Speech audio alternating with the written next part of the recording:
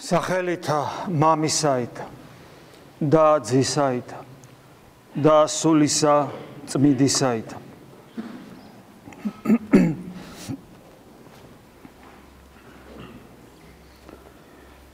ადამიანი, რომელიც მოაზროვნე არსებაა, როგორც ღვთის ხატი და მსგავსი. ადამიანი, რომელსაც აქვს უნარი შემეცნებისა და რაც კიდევ უფრო მნიშვნელოვანია, თვით შემეცნებისა. ადამიანი ხედავს და აღმოაჩენს ყოველთვის ნებისმიერი ადამიანი, რომ მისი ცხოვრება ერთგვარი ჩიხია, როგორც იმ არსებისათვის, რომელსაც უსასრულო ღირებულებები აქვს, რომელიც უსასრულო ღირებულებებს ატარებს, სიყვარულს, ერთგულებას, ღირსებას, მარადისობის განცდას, მარადმყოფობის, მარადიული სიცოცხლის სურვილს, მთელი სამყაროს საკუთარ თავში შემეცნების შესაძლებლობას და უნარს. ეს ის ღირებულებებია, რომელიც აღემატება მთელ სამყაროს. მთელ სამყაროს აღემატება ამ მშვენიერ ლამაზ სამყაროს. მაგრამ ერთის მხრივ ხედავს რა ყოველივე ამას, მეორეს მხრივ ხედავს, რომ ამ ყველაფერს აქ განხორციელება არ უწერია. ამიტომ ადამიანი შეიძლება ასე ვთქვათ, არის ჩიხში და ამ ჩიხიდან გამოსვლას ცდილობს. ამისათვის იგი ქმნის უამრავ ფილოსოფიურ სისტემებს, რელიგიურ დოქტრინებს, ანვითარებს მეცნიერებას, ვითარდება ხელოვნების მიმართულებით. ცდილობს დაივიწყოს ეს ჩიხური სიტუაცია და ერთობა სხვადასხვა საშუალებებით, ღირებული თუ არაღირებულებებით. მაგრამ ჩვენ ალბათ ქრისტიანებმა ვიცით, რომ ამ ჩიხური სიტუაციიდან, რომელიც თითოეული ჩვენთაგან იმყოფება, ვერანაირი სოფხედველობა, დოქტრინა, წესი, კანონი ვერ გამოიყვანს გარდა იმისა, ვისაც ჩვენ ცოცხალ ღმერთს უწოდებთ, რომელიც ამ სამყაროს მიღმიერია და რომლის შვილებათაც ჩვენ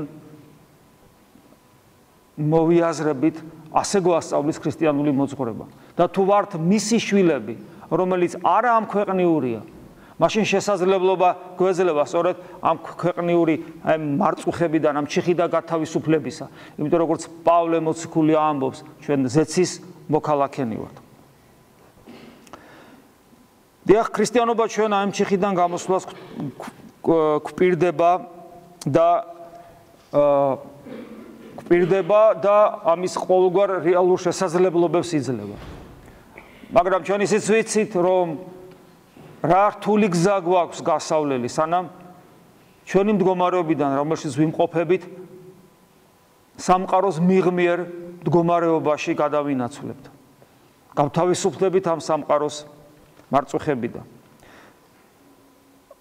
ეს სირთულე მდგომარეობს იმაში, რომ ბევრი საცდურია ადამიანის წინ, ჩვენ ცხოვრებაში. ეს საცდურები ათასნაირი ხასიათის არის. და აქედან გამომდინარე, იმდენად რთულია ამ ყველაფრისგან განთავისუფლება, რომ ადამიანის ჭეშმარიტებას რომ შეიმეცნებს და დარწმუნდება და სწორ გზაზე დადგება, ეს ჯერ კიდევ არაფრის გარანტია არ არის. დღევანდელი საკითხავი და ჩვენ ხშირად ვამბობთ, რომ წმინდა წერილი არის საოცარი საუნჯე იმისა, თუ როგორ ვიცხოვროთ ქრისტიანულად და როგორ ვცხოვრდეთ, როგორ გადავრჩეთ. გნებავთ თუ დღევანდელი შესავალს დავესესხებით, როგორ გამოვიდეთ ამ ჩიხური სიტუაციიდან. წმინდა წერილი ყოველთვის იძლევა გარკვეულ რეკომენდაციას, ეს ცუდი სიტყვაა, ცოტა არ მომწონს, მაგრამ ეხლა სხვა ვერაფერი მოვიფიქრე, თუ კიდევ ერთხელ გვასწავლის, ისეთ რამეს რა უნდა გავაკეთოთ იმისათვის, რომ ამ მდგომარეობიდან გამოვიდეთ.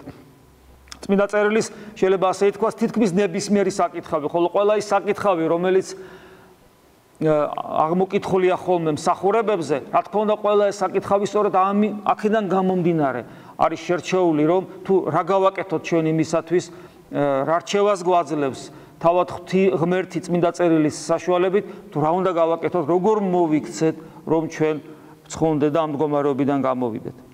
დღეს გახსოვთ დღევანდელი სახარებისეული საკითხავი, ძალიან ეს ცნობილი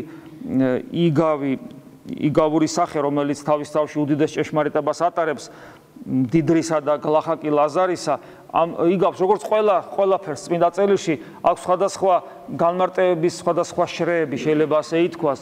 არსებობს ძალიან ისეთი შრეთა, სადაც შეიძლება ზნეობრივი კუთხით განიმარტოს, მაგალითად, რომ მდიდარი ადამიანი როგორ საშიშროებას ატარებს საკუთარი თავისათვის, რამე თუ მან იგი შეიძლება დაბრმავდეს სიკეთის ქმნაში, ხო?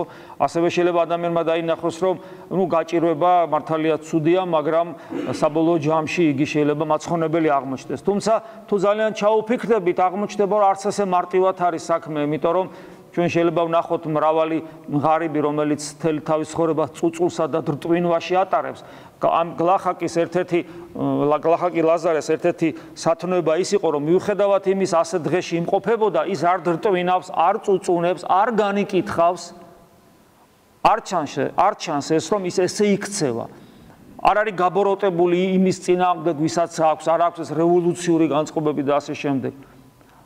ანუ ღვთის ნების წინაშე უდრტვინველად ცხოვრობს, ანუ მორჩილია, მაგრამ ჩვენ ძალიან კარგად ვიცით, როგორი რთულია ეს გლახაკი ლაზარე კი არა, პატარა რო გაგვიჭირდება ხოლმე, იმ წამსვე წუწუნს და დრტვინვას თუ არა წუწუნს მაინც ვიწყებთ. და წარმოგიდგენიათ იმ მდგომარეობაში რომ აღმოჩნდეთ რა დაგვემართება. ამიტომ ლაზარეს მდგომარეობა ეს ერთ-ერთი უმაღლესი სათნოება, აბსოლუტური მორჩილება ღვთისადმი, რომელიც ვლინდება უდრტვინველობასა და წუწუნის გარეშე ცხოვრებაში. რა ძალიან რთულია ჩვენ საკუთარ თავზე გამოცდილი.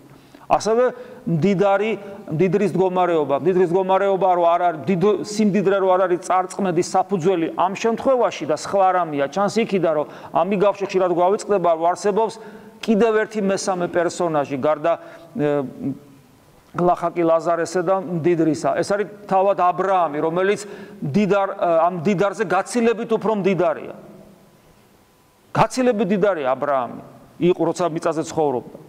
მაგრამ ის სამარა თუ ესე იგი ცხონებული არამედ იმ წიაღ, სადაც ის იმყოფება, თავად მისი სახელი აბრაამის წიაღი ქვია. ანუ ამ შემთხვევაში მდიდრის პრობლემა არა სიმდიდრე, არამედ მისი გულქვაობა და თვითკმაყოფილება. გარკვეულწილად, რა თქმა უნდა, ამას ხელს უწყობდა მისი მდგომარეობაც, სოციალური და ეკონომიური. მაგრამ ამავე დროს გლახაკის სოციალური და ეკონომიური მდგომარეობა ხელს უწყობდა, რომ ის ყოფილიყო დრტვინვაში და წუწუნში, მაგრამ არ იყო. ესე იგი, ჩვენ მივადექით რას? ისევ ადამიანის შინაგან მდგომარეობას, ანუ მთავარი არის არა ის შენს გარშემო რა არის, ეს ღვთისგანგებით ყველას თავისი ეძლევა, არამედ შიგნით რა გაქვს, რა მდგომარეობა გაქვს. აი ამ გარემოს როგორ იყენებ შენი სულის საცხოვნებლად, გარემოს, რომელიც ღმერთის განგებულებით მოგეცა, როგორ იყენებ სულის საცხოვნებლად. აქ ჩანს კიდევ ერთი საინტერესო რამ. მიუხედავად ამ მდიდრის გულქვაობისა, ეს მდიდარი უსიყვარულო სულაც არ არის. იგი ზრუნავს ჯოჯოხეთში მყოფი თავის ძმებზე ზრუნავს. გახსოვთ, რომ მიავლინეო აბრაამიო, ის მამაო აბრაამ მიავლინე ეს გლახაკი ლაზარე ჩემ ძმებთან, რომ ეგება ისინიც რაც ჩემსავით გულქვაობით ცხოვრობენ, ეგება შეინანონ და არ აღმოჩნდნენ იქ, სადაც მე ვარ. მიუხედავად იმისა, რომ ჩემთვის თითქოს იმედი ამოწურულია, თვითონ აბრაამი ეუბნება, რომ ჩვენ შორის დანახეთქი დიდია, შეუძლებელია, რომ აქედან აქეთ გადმოხვიდე. ძმებზე ზრუნვას იწყებს. ეს თითქოს წარწმედილი და გულქვა ადამიანი. ესეც საინტერესოა და მნიშვნელოვანია. ძალიან საინტერესოა იქ მაგალითად აბრაამის მიმართვა მისდამი. შვილო ეს ეუბნება. შვილო და ამ სიტყვებში საოცარი სითბო ჩანს. თუ აბრაამის სიტყვაში ჩანს სითბო ამ გულქვა მდიდრისადმი, წარმოგიდგენიათ, როგორი სიყვარული და სითბო ექნება თავად ღმერთს ამ წარწმედილი და დაღუპული ადამიანისადმი. ასე რომ აი ჩვენი იმედი რა არის ჩვენ ცხონებაში? ღმერთის ჩვენდამის სიყვარული, რომელიც აი ამ აბრაამის სიტყვაშიც კი ჩანს, იმიტომ რომ აი ეს წმინდა წერილი საოცარ მიუხედავად ემოციებისაგან თითქოს დაცლილია, მაგრამ საოცარი მუხტია აქ სიყვარულის. და აი ამ კითხვაზე, ამ თხოვნაზე რომ მიავლინეო, გახსოვთ რასე უნება ა ブラ ამი. ხო, წინასწარმეტყველები ხო აქვთ ეს მოსეს 5 წიგნეულია, წინასწარმეტყველთა წიგნები აქვთ, ანუ ბიბლია, რასაც ჩვენ ბიბლიას უწოდებთ, ეს აქვთ, ჟული იციან შენმა ძმებმა და რა ნუ თუ მათთვის ძნელია რომ გაიგონ და სწორად იცხოვრო. დიდარი ამბობს რომ არა და იმედი ნახეთ მეც ხომ მქონდა ბიბლია, მაგრამ რა არაფერი. აი სასწაული რომ მომხდარიყო, მაშინ ეგება ჩემში რაღაც შეცვლილი იყო და აი თუ კუტრეთით აღდგება ვინმე იმისას გაიგებენ და მოსეს და წინასწარმეტყველებს არ მოусმენენო და აი აქ არის ძალიან საინტერესო სიტყვები ჩვენთვის. რქვა მას ა ブラ ამ, უკვე თუ მოსესი და წინასწარმეტყველთა არ აისმინონ, არც აღარ მკვდრეთით თუ ვინმე აღდგეს რწმენეს მათი. ეს არის ძალიან საინტერესო, ძალიან მნიშვნელოვანი. ჩვენ ხშირად გვაქვს ხოლმე ეს განცდა, რომ აი თუ ადამიანს რაღაც ისეთი მოუხდა სასწაულებრივი, ადამიანი შეიძლება მოექცეს თქვა. მაგრამ ეს სინამდვილეში არ არის მრავალი ადგილი წმინდა წერილის ამაზე მიანიშნებს და ეს ადგილიც ამაზე მიანიშნებს. ანუ თუ ადამიანი არ მოისმენს ღვთის სიტყვას, რომელიც მას ეძლევა საღვთო განგებულებით, ჩვენ შემთხვევაში ჩვენ ახალი აღთქმის წიგნებიც გვაქვს, თავად განკაცებული ღმერთის სიტყვა გვაქვს, ხო? თუ ადამიანი ამას არ მოისმენს და მის ამ სიტყვების მიმართ გული არ გაეხსნება, რა სასწაულიც არ უნდა იხილოს. სულ ერთია, ადამიანი არ შეიცვლება, ადამიანი არ მოექცევა. უკვე თუ მოსესი, აი ძალიან მჟღერადი ხმა აქვს აი ამ სიტყვებს, ძალიან მნიშვნელოვანი, ძალიან ბასრია ეს როგორც სიტყვა, რომელიც ჩვენს გულის გულში შედის. უკვე თუ მოსესი და წინასწარმეტყველთა არ აისმინონ. ჩვენ შეიძლება გავაგრძელოთ, თუ ადამიანი თავად ღმერთის, განკაცებული ღმერთის სიტყვას არ ისმენს, რომელიც არის წმინდა წერილში, თუ არ ისმენს ამას, რაც არ უნდა მოხდეს, ადამიანი ვერაფრით ვერ იწყებს სულიერ ცხოვრებას. თუ არ ესმის ქრისტეს, ჩემი ცხოვარი, ჩემს სიტყვას ისმენს, ქრისტეს გვასწავლის წმინდა წერილში. და სამწუხაროდ ეს ყოველივე ეხება არა მხოლოდ იმათ, ვინც ურწმუნონი არიან, სრული ათეისტები. ეს სიტყვები, რომ თუ ქრისტესი ამ შემთხვევაში რომ გადმოვთარგმნოთ ჩვენ ახალი აღთქმის პერიოდში თუ გადმოვალთ, თუ ადამიანი ქრისტეს სიტყვებს არ ისმენს წმინდა წერილში. და შესაბამისად თუ ისმენს რას ნიშნავს? თუ ისმენს რას ნიშნავს? ღვთის სიტყვა გაიგო. და როგორ შეიძლება ადამიანმა გაიგოს ღვთის სიტყვა და არ ქონდეს მუდმივი მოთხოვნილება წმინდა წერილთან ურთიერთობისა, რომელი პრობლემაც, ანუ ეს ურთიერთობა წმინდა წერილთან მუდამ პრობლემად რჩება ჩვენ სამრევლოშიც და საერთოდ ძალიან მძიმე მდგომარეობა ამ მხრივ. ეს პრობლემა, როგორც გითხარით, არის არა მარტო ურწმუნოებში, არამედ თვით ეკლესიის წიაღშიც. იმიტომ რომ სამწუხაროდ და სამწუხაროდ ეკლესიის წიაღში ვართ ადამიანები იმ მდგომარეობით, რომელი მდგომარეობაც საერთოდ შეუსაბამოა ქრისტიანობასთან. ჩვენ ვართ რელიგიური გრძნობების დაკმაყოფილების მდგომარეობაში, ამ სტადიაში დავიკმაყოფილოთ ის განცდა, რომელიც რწმენის საშუალებით გვეძლევა. და იმ საოცარი ინსტრუმენტის მიმართ რაღაც პარაზიტულ განწყობილებას ვიჩნევთ, რომ როგორმე დავაკმაყოფილოთ. დავაკმაყოფილოთ რელიგიური სიმახინჯით, სუროგატით, ოღონ არა ქრისტიანობით, იმიტომ რომ ქრისტიანობა უდიდეს პასუხისმგებლობას შეიცავს. და კიდევ ერთხელ უნდა გავიაზროთ, რისთვის მოვედით ჩვენ ეკლესიაში. სინამდვილეში ჩვენ ღმერთისთვის მოსულები უნდა ვიყოთ, მხოლოდ და სხვა არაფრისთვის. საერთოდ ადამიანის სულს, რომელიც ღვთის ხატია და რომელსაც ღმერთი ენატრება, ჩვენ როგორი მორწმუნეებიც არ უნდა ვიყოთ და საერთოდ ურწმუნოებიც რო ვიყოთ, სულს ენატრება ღმერთი. ერთ-ერთი დიდი მოღვაწე მე-20 საუკუნისა, საოცარი მოძღვარი და საოცარი სულიერი გამოცდილების მქონე ადამიანი, ეს გასაბჭოების პირველი პერიოდია, პირველი წლებია, იჩენდა რა განსაკუთრებულ თბილ ურთიერთობას ათეისტების მიმართ, რომლებიც მას სდევნიდან, ორგანოებიდან რომ მოდიოდნენ და ავიწროებდნენ და ასე შემდეგ იჭერდნენ და მერე და იცით რა პერიოდი იყო. ის საოცარ სიყვარულს ავლენდა და მე როცა მას ეკითხებოდნენ, ის ამბობდა, რომ ათეისტი, რომელიც თავის ათეისტობას ხმამაღლა ამჟღავნებს და ეს რაღაც მებრძოლ მდგომარეობაში ამყოფებს ამ თავის მდგომარეობას ამ კუთხით, ესეთი ადამიანის მე ვხედავ რომ ესეთი ადამიანის სული ყვირისო მიშველეთ ანუ მისი ეს ბობოქარი გამოვლინება ათეიზმის ამ ადამიანისაგან არის მისი სულის აგონია ყვირილი მიშველეთ ანუ საოცარი ხედვა ამ ადამიანისაგან და ამიტომ თვითონ იმდენად განაიარაღებდა ხოლმე ხშირად ამ ძინვარი ათეისტებს და ეს იყო არა თამაში არა მსახიობობა არამედ მართლა რეალური დამოკიდებულება ქონდა ესეთი ამ ადამიანს ათეისტების მიმართ იმდენად ებრალებოდა და ეცოდებოდა იმიტომ რომ ყოველი ადამიანის სული ჯერ კიდევ მეორე საუკუნეში ითქვა ყოველი ადამიანის სული დაბადებიდანვე ქრისტიანი ამისთვის შეიქმნა ის ღვთისაგან ამიტომ ყოველი ადამიანის სულს პირველ რიგში იზიდავს ენატრება სულს ღვთის ბრწყინვალება და მხოლოდ მერე და ზოგ შემთხვევაში საერთოდ არ აინტერესებს მხოლოდ მერე მისი ანარეკლი რა არის მისი ანარეკლი ყოველგვარი სიკეთე და წყალობა თვით ამ სამყაროს სახით რომელიც და ამ სამყაროში ყოველივე ღირებული სახით რომელიც ღმერთისაგან მოგვეცა ანუ ღმერთი როგორც მიზანი და არა ღმერთი როგორც საშუალება ამ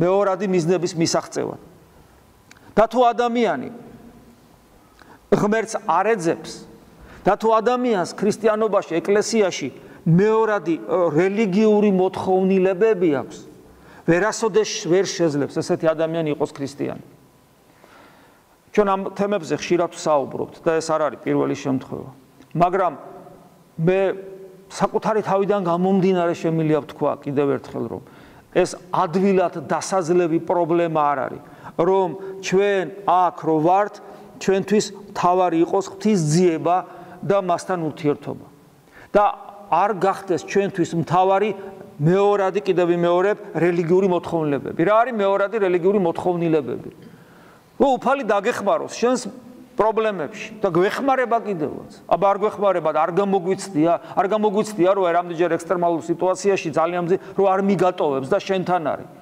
მაგრამ ეს არის მეორადი ამისთვის არ ვართ ჩვენ აქ ჩვენ ვართ იმისთვის რომ ღმერთთან ერთობა გქონდეს და სხვა არაფრისთვის დანარჩენი ყველაფერი მოყვება ღმერთის ძიებას ჭეშმარიტ ძიებას დანარჩენი ყველაფერი მოყვება ის რაც ჩვენ ამ ქვეყანაზე გვჭირდება ეს წმენა ჩვენ უნდა გქონდეს ცოცხალი რწმენა ცოცხალი ერთობა ღმერთთან შემდეგ ეს რწმენა ჩვენ უნდა გავიტანოთ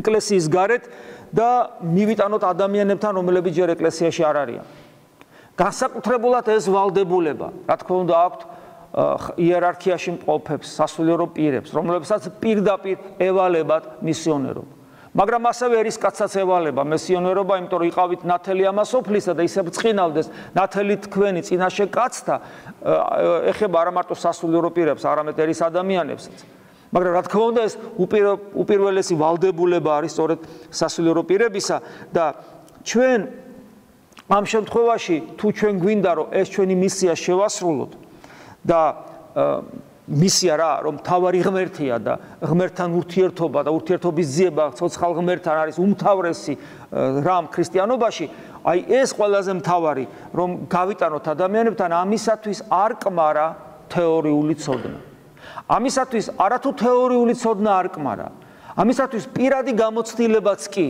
რომელიც შეიძლება გქონდეს ღმერთთან ურთიერთობაში ესეც კი არ არის საკმარისი თუმცა რა თქმა უნდა ამ პირად გამოცდილებას თეორიული ცოდნის გარდა კიდე სხვა რაღაცა ახლავს იმიტომ რომ ღმერთთან ურთიერთობა ადამიანს საერთოდ ცვლის და ადამიანში მადლს იხვეჭს აი დღესაც 60 კილოში აღმოვიკითხეთ პავლე მოციქული ამბობს რომ რაც ჩემგან მე ზუსტ ციტირებას ვერ მოვახდენ ის ჩემი არ არის რაც ჩემგან გეცნობებათ ის ღმერთისგან მივიღე და ღმერთისგან მოცემულს გაძლევთ თქვენ ღმერთისგან მოცემულს ასე დროს რა თქმა უნდა ადამიანი თეორიული ცოდნა ადამიანს მისიონერს ამ შემთხვევაში მოციქულ პავლეს არ აქვს თეორიული ცოდნა მხოლოდ მაგრამ მაინც მიუხედავად ამისა შეიძლება ასე ითქვას რომ თეორიული ცოდნა ხო თავისთავად საკმარისი არ არის ანუ ღვთისმეტყველებაში განსწავლულობა და არც პირადი გამოცდილება მხოლოდ აი ნახეთ როგორ წერია იმ საცისკრო სახარებაში რომელიც გუშინ წავიკითხეთ რომელიც დღევანდელ დღეს უკავშირდება უჩვენა მათ ხელნით ვისნი როცა ყდეთით აღდგარ მაცხოვარს ხედავენ ეს იოანე მოციქულის მე-20 თავია უჩვენა მათ ხელნით ვისნი და გვერდი მისი და განიხარეს მოწაფეთა იხილეს რა უფალი ანუ გამოცდილება შეიძინეს მოციქულებმა, რომ ყურათით აღდგა არჯერად უთხრეს ლუკამ, კლეოპამ, მარიამ მაგდალინელმა არჯერად და როდესაც იხილეს და ხელი და ფეხი, ანუ მათ შეხების უფლება მიეცა, როგორც შემდგომში თომას ეძლევა ამის უფლება. განიხარეს მოწაფეთა, რადგან მართლა დარწმუნდნენ, რომ მათ წინაშე მკვდრათით აღდგარი მაცხოვარია. მაგრამ ეს არ არის საკმარისი და ეს რომ არ არის საკმარისი, ეს ჩანს უკვე შემდგომი მუხლებიდან. ამის მერე რომ განიხარეს, ანუ რომ დარწმუნდნენ, რომ ქრისტე მკვდრათით აღსდგა, აი ამის მერე არის უკვე ესეთი სიტყვები ღვთისგან. რქვამათ იესო კვალად, შვიდობა თქვენთან. გესმით, ეს რას ნიშნავს? ეს ნიშნავს განსაკუთრებული მადლის მინიჭებას, საღვთო შვიდობის მინიჭებას. და შემდეგ დავალებას აძლევს. ვითარცა მომავლინა მე მამამან, მეცა წარგავლინებ თქვენ. დავალება, მაგრამ ეს დავალება არ არის მარტო დავალება. უпростоრედ დავალება არ მხოლოდ აი ამ სიტყვიერი ბრძანებით არ შემოიფარგლება, ძალას აძლევს და გრძელდება და ვითარცა ეს თქვა შეჰბერამად და რქვა მიიღეთ სული წმინდა. ანუ ის რომ თქვენ დაინახეთ რომ მკვდრათით აღვდექი, ის რომ მე თქვენში სიმშვიდე მოვიტანე, რომ აღარ იყოთ ეს განერიულებული როგორ იყავით, ის რომ მე თქვენ საოცარ დავალებას გაძლევ, ნახეთ როგორი დავალება, ვითარცა როგორც მე გამომაგზავნა მამამ, ისე გაგზავნით. ანუ თითოეული მოციქული, თითოეული მისიონერი ქრისტეს საქმის გამგრძელებელია. რა უზარმაზარი მისია აქვს. მამის შვილობა, ზეციური მამის შვილობის ერთ-ერთი მნიშვნელოვანი რამ სწორედ ესეც არის, რომ იგივე საქმეს აკეთებს ქრისტიანი, რა საქმეს თავად განკაცებულმა ღმერთმა გააკეთა. აი ამ ხელა რაღაცა ენიჭებათ, ამ ხელა ნდობა, ამ ხელა სტატუსი გნება, ამ ხელა თანამდებობა, ხო? ამ ხელა სიმაღლე. მაგრამ ეს არ არის საკმარისი. და სწორედ ამიტომ ეუბნება, აი ამის მერე შებერა მათ, შებერაში ხო გესმით, მადლის საღვთო ენერგიის გადაცემა ხდება, მიიღეთ სული წმინდა. და როგორც კი სული წმინდას გადასცემს საღვთო ენერგიას, ოღონდ ეს სულთმოფენობა არ არის, კიდე სხვა შემთხვევაა და ახლა ამაზე არ ვსაუბრობთ, რომელიც 50 დღის მერე მოხდება. როგორც კი აი მადლს გადასცემს შებერვით, მათი მისიონერობა, მათი საქმიანობა, რომ ქრისტეს მსგავსად სამყაროში გავიდნენ და ზეციური მამის ბრძანება ქრისტეს მსგავსად, როგორც ქრისტეს უმცროსმა ძმებმა და დებმა განახორციელონ, ეს საქმიანობა, ქრისტეს საქმის გაგრძელებას თანდევს უდიდესი ძალმოსილება, რომელიც ვლინდება შემდეგში, გრძელდება. უკვე თუ ვიეთნებე მიუტევნე ცოდვანი მიეტევნენ მათ. უკვე თუ ვიეთნე შეიპყრეთ შეპყრობილი იყვნენ ადამიანების კურნების, დაცემული ბუნების კურნების ძალმოსილება ეძლევათ მოციქულებს, შესაბამისად ეკლესიას. ხედავთ, იმისათვის რომ ეკლესიამ იმისიონეროს და ჩვენ ვართ ეკლესიის შვილები, ჩვენ გვჭირდება არა მარტო თეორიული ცოდნა, ჩვენ გვჭირდება არა მარტო ღვთის მოწოდებისადმი ყურის მიგდება, რომ აჰა უფალმა ეს დაგვევალა. არამედ ჩვენ გვჭირდება რეალური ძალმოსილება, რომელსაც ღმერთი ჩვენ გვაძლევს. რეალური ძალმოსილება, რომელიც არა მარტო იმაში ვლინდება, რომ ჩვენ წავიდე და უთხრათ, რომ ღმერთმა ესა და ეს თქვა და ასე და ამგვარად იცხოვრეთო, არამედ რეალური ძალმოსილება ადამიანების დაცემული ბუნებისაგან განკურნებისა, ადამიანების ცვლილებისა, ადამიანების ახალ არსებად გადაქცევის. როცა ამ შემთხვევაში თითოეული მისიონერი და განსაკუთრებულად სასულიერო პირი ხდება თითქოს და თანაშემოქმედი ქრისტესი ადამიანების ახალ ადამიანებად ჩამოყალიბებაში. ეს არის უდიდესი პასუხისმგებლობა, უდიდესი ძალაუფლებიდან გამომდინარე, უდიდესი საქმე, რომელიც ჩვენ თავად უდიდესი პასუხისმგებლობის წინაშე გვაყენებს და თუ ჩვენ ისე ვიცხოვრებთ, რომ აი ამ ყველაფერს ჩვენი ცხოვრების წესით უგულებელს ყოფთ. ჩვენ თუ ისე ვიცხოვრებთ, ახლა ამ შემთხვევაში მე მაქვს საუბარი სასულიერო პირებზე, რომ ჩვენ ხელშეუშლით ღმერთს, რომ ჩვენში დამკვიდრდეს ის ძალმოსილება, რომელიც ძალმოსილებაც მე ქრისტეს საქმეს გამაკეთებინებს, ანუ ადამიანებს შეცვლის ჩემში არსებული ძალმოსილება, რომელიც ჩემი არ არის და ღვთის არის, შეცვლის და ახლად შობს და დაბადებს, როგორც პავლე მოციქული ამბობს, რომ მრავალი გამზრდელი ყავთ, მაგრამ მამა მხოლოდ მე ვიყავი თქვენი თავის სულიერ შვილებს რომ მიმართავთ, იმიტომ რომ ქრისტე იესოში მე გშობეთ თქვენ. აი ეს ძალმოსილება. თუ ჩვენ ამ ძალმოსილების შესაძლებლობას, პოტენციალში რომელიც გვაქვს, უგულებელსყოფთ, არ გაუფრთხილდებით, არ ვიღვაწებთ იმისათვის რომ ეს მოვიხვეჭოთ, მაშინ თითოეული ჩვენთაგანი სასულიერო პირველ რიგში სერიოზულად ცოდავს ცოცხალი ღმერთის წინაშე, იმიტომ რომ ჩვენ ვდგავართ იქ, რომელიც უდიდეს პასუხისმგებლობის წინაშე გვაყენებდა და დიდი საქმე უნდა გვეკეთებინა და ჩვენ ამ საქმეს ვერ ვაკეთებთ, ჩვენი სიზარმაცის, უდებების, უგულისხმოების, ღვთისადმი ერთგულების ვერ გამოჩენის, საბოლოო ჯამში ღვთისადმი უსიყვარულობის, საბოლოო ჯამში საერთოდ ურწმუნოებისა გამო.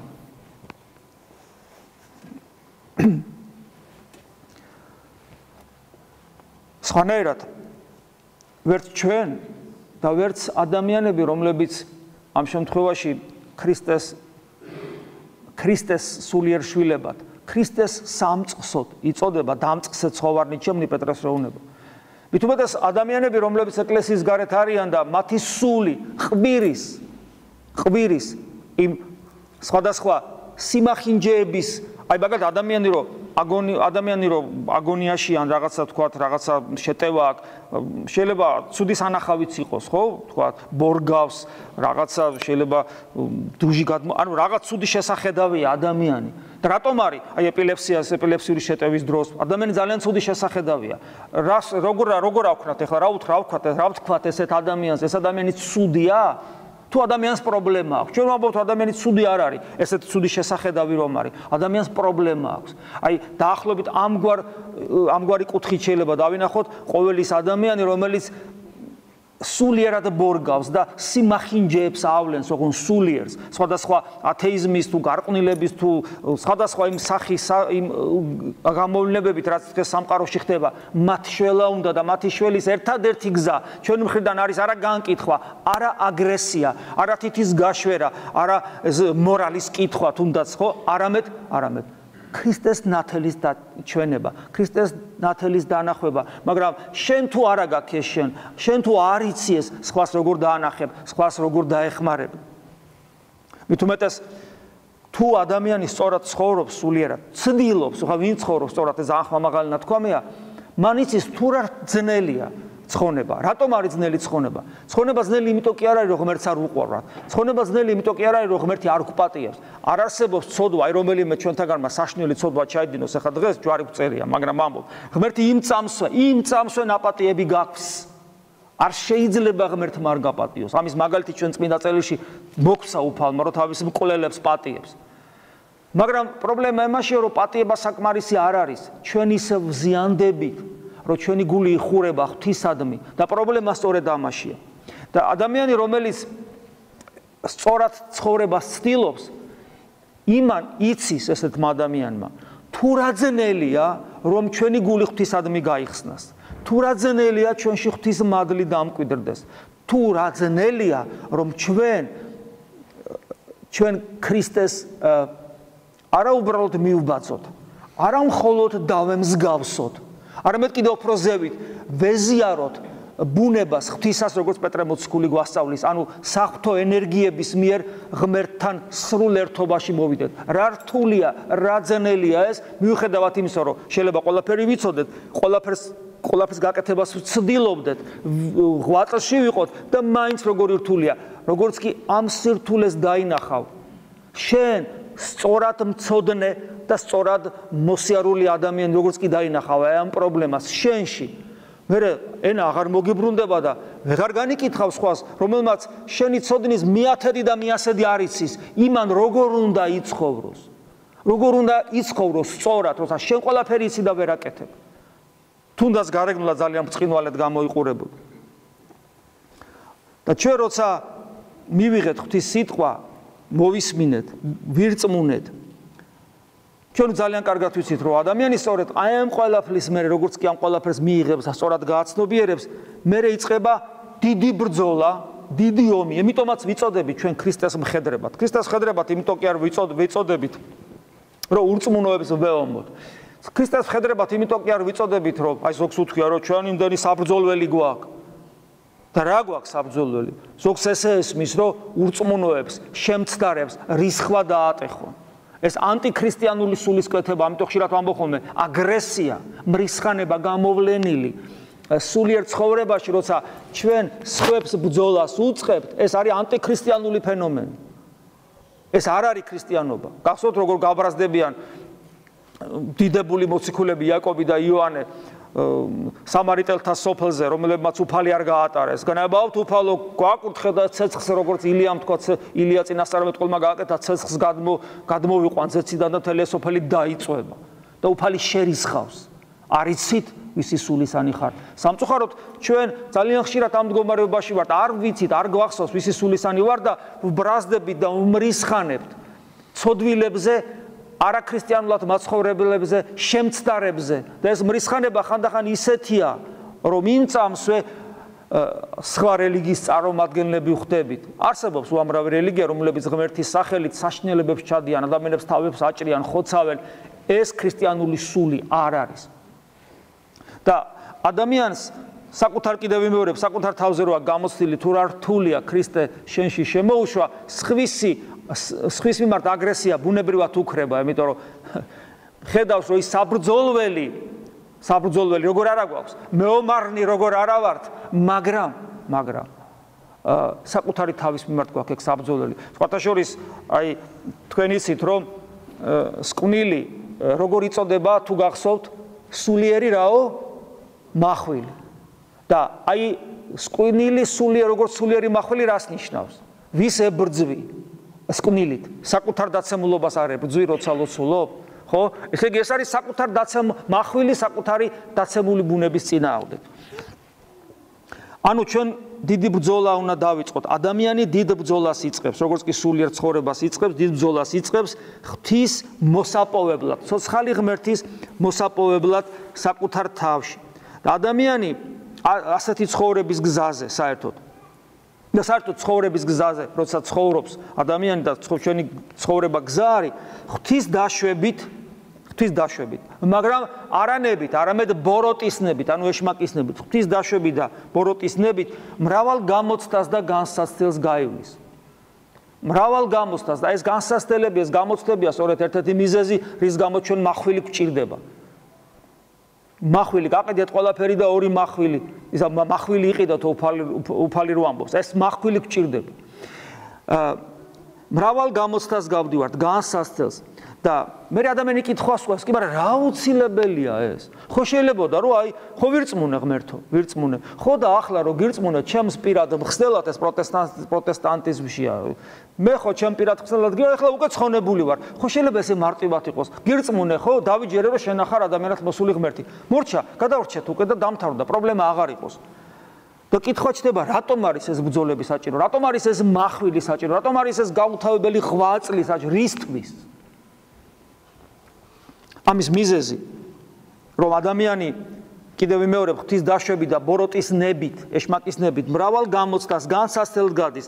ამის აუცილებლობის მიზეზი არის არა რაღაცა გარე მოვლენა, არამედ თავად ადამიანი, ჩვენ ვართ ესეთები. ადამიანი, რომელშიც როგორც თავისუფალ არსება, ჩვენ ხო თავისუფალი არსებები ვართ. ჩვენი თავისუფლება პიროვნული არჩევანიდან გამომდინარე თითქმის აბსოლუტურია. მას ღმერთიც კი არ ეხება. ღმერთი რომ არ ეხება, წარმოგიდგენიათ, აი როგორი მიშვებულები, რატომ არ ეხება ღმერთი? რატომ არ ზღუდავს? იმიტომ რომ შეზღუდავდა შენ რომ შენი მაქსიმალური მიზანი რო იყოს კომფორტი ლამაზ ბაღებში და ასეთ სამოთხეში. მაშინ შეზღუდავდა შენ თავისუფლებას, დიდი პრობლემა არ არის. შენი საბოლოო მიზანი კომფორტი კი არ არის, შენი საბოლოო მიზანი ღმერთობაა. და რადგან ღმერთობა ღმერთთან ერთად უნდა იყო მარადიულად უნდა იარსებო, იცოცხლო ღმერთთან ერთად, ისეთი ცხოვრები და არსებობით, რომ შენ და ღმერთს საერთო ენერგია უნდა გქონდეს, საერთო მადლი უნდა გქონდეს და ეს ყველაფერი აქვე იწყება, იმიტომ რომ ღვთის ტაძარი უნდა გახდე. გესმით, რა სიდიადეზია ლაპარაკი? ამიტომ და მხოლოდ ამიტომ ჩვენი თავისუფლება, რომელიც თითქმის აბსოლუტურია, არ იზღუდება არანაირად, იმიტომ როგორც კი შეიზღუდება, შენ დაკარგავ უნარს ღმერთად ყოფნისა. ეს არის ქრისტიანობა. ამიტომ ადამიანში, როგორც აი ესე თავისუფალ არსებაში, ყოველგვარი თავისუფლება გაქვს იცოცხლე, უზარმაზარი, თითქმის აბსოლუტური, მაგრამ ღმერთი არ ახარ. ანუ შენი ბუნება დაზიანებულია, შენი ბუნება არ არის წმინდა. ეს აქედან გამომდინარე, შენ გაქვს შესაძლებლობის უზარმაზარი დიაპაზონი. რა დიაპაზონი? სატანიდან ადამიანი ეშმაკ შეიძლება დაემსგავსოს და გაუსწროს კიდევაც, სატანიდან ღმერთამდე. ხედავ, თითოეული ჩვენთაგანი რამხელა დიაპაზონს ატარებს თავის თავში. უსასრულო დიაპაზონია თითოეულ ადამიანში. მეტნაკლებად თითოეულ ჩვენთაგანს ეს გამოცდილი აქვს. ხარ რას რო გავხარ, მე ჩემთვას ვეთქვი. ხარ რას რო გავარ და ხარ რას რო გავარ და ხარ ამინდა და ხარ მე ხო ვიცი. და ეს დიაპაზონი ისეთი დიდია, ვერც კი წარმოგვიდგენია. ანუ ადამიანი მართლა შეიძლება სატანას დაემსგავსოს და გაუსწროს კიდევაც. და ადამიანი შეიძლება მართლა გახდეს ღმერთი მადლით. ეს არის უსასრულო უზარმაზარი დიაპაზონი. ეხლა გეკითხებით, თავისუფლება აბსოლუტური და დიაპაზონი თითქმის უსასრულო. ორივე მოცემულობა ჩვენშია. როგორ ფიქრობთ? არ უნდა დაფიქსირდეს შენი თავისუფალი გადაწყვეტილება, რა გინდა შენ? თან არავინ ძალას არ გატანს. შენ უნდა მიიღო გადაწყვეტილება. ღმერთი ძალას არ გატანს, ეშმაკს უნდა ძალდატანება თან ისკე თავის სასარგებლოდ, მაგრამ ამის ძალაუფლება არ აქვს, ის მხოლოდ ცდუნებად, როგორც ცდუნება ისე მოდის. და აი ამ განსაცდელებით გამოცდის და აი ამ ბრძოლების გავლის შედეგად ადამიანის როგორც თავისუფალი არჩევანის ადამიანის როგორც თავისუფალი არსების არჩევანი უკვე ხდება სრულად რეალიზებული, გამოვლინებულის და განმტკიცებულის და დამტკიცებულის. ამიტომ ჩვენ თუ გვინდა რომ გავხდეთ ღმერთნი და არა ეშმაკნი, დაბალ დონეზე კიდე უფრო ანგელოზნი და არა პირუტყვნი, ამიტომ ჩვენ უნდა მოვახდინოთ ჩვენი თავისუფლების რეალიზება. აი ჩიხური სიტუაცია რო ვახსენე თავიდან იქიდან გამოსulis უპირობო აუცილებლობა. სწორედ ეს არის რომ ადამიანმა მიიღოს გადაწყვეტილება. მე მინდა ვიყო ღმერთი. თუ ამ გადაწყვეტილებას არ მივიღებთ, მაშინ ჩვენ ამ ჩიხიდან ვერ გამოვალთ. იმიტომ რომ მხოლოდ ღმერთობა იძლევა საშუალებას აი იმ ჩაკეტილი სივრციდან გამოხვიდე, რომელსაც ქვია კოსმოსი, ასტრალი, რაღაც ზეციური იერარქიები, ანგელოზებრივი სამყარო, დემონური სამყარო, 1000 ეს ყველაფერი. თელი ეს ყველაფერი, მატერიალური თუ არამატერიალური არის ქმნილება, რომელშიც ჩაკეტილი ვიმყოფებით. ვერანაირი მედიტაცია, ვერანაირი აზროვნება, ვერანაირი რაღაცა მისტიური შესაძლებლობა, ვერანაირი ურთიერთობა ანგელოზებთან, დემონებთან არაფერს არ გიშველის. მხოლოდ ღმერთობა არის იმის ღმერთობა იძლევა იმის საშუალებას გაარღვიოს ჩიხი. ასე რომ გადაწყვეტილება თავიდანვე უნდა მივიღოთ სულიერ ცხოვრებაში. ჩვენ გვინდა ღმერთობა და ამ უზარმაზარ დიაპაზონში ვიმყოფებით რა, ჩვენი თავისუფლება, როგორც იარაღი მიმართული იყოს იქითკენ, რომ ჩვენ გავხდეთ ღმერთნი, ამისათვის მოვიდა ჩვენი უფალი იესო ქრისტე, რომ დავინახოთ, რომ ვიცნოთ, რომ მივბაძოთ, რომ მივემსგავსოთ და მიბაძვისა და მიმსგავსების შედეგად ნელ-ნელა ვეზიაროთ საღვთო ბუნებას, როგორც პეტრე მოციქული ამბობს და გავხდეთ ჭეშმარიტად ზეციური მამის შვილები, ანუ იესო ქრისტეს და-ძმანი. ღმერთი შეგვეწიოს ამ თავარ საქმეში და მე იმედი მაქვს ღმერთის, მე იმედი მაქვს თქვენი. ყველაზე ბოლოს ჩემი თავის იმედი ნამდვილად არ მაქვს, მაგრამ თქვენ თუ წინ წასულები ხარ იქნებით და მე დავინახავ რომ თქვენ წინ მიდიხართ, მე სხვა გზა არ მექნება რომ თქვენ უნდა გამოყვეთ. სხვანაირად სირცხვილი იქნება. ღმერთი შეგვეწიოს ყველას რომ სწორად ვიცხოვროთ. ამინ. მადლი უფლისა ჩვენისა იესო ქრისტეს და სიყვარული ღმრთისა და მამისა და ზიარება სული საწმინდისა იყოს თქვენ ყოველთა თანა. ამინ.